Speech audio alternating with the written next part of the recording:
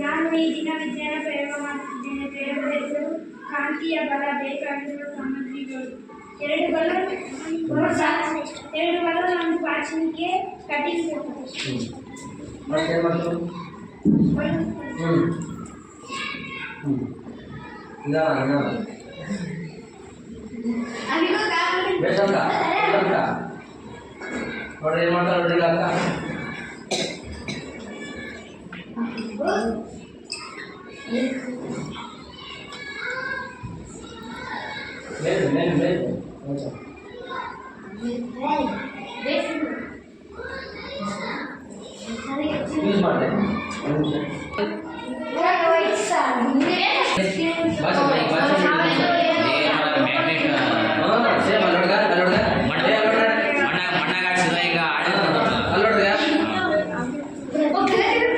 ಕಾಂತೀಯ ಬಲ ಏನು?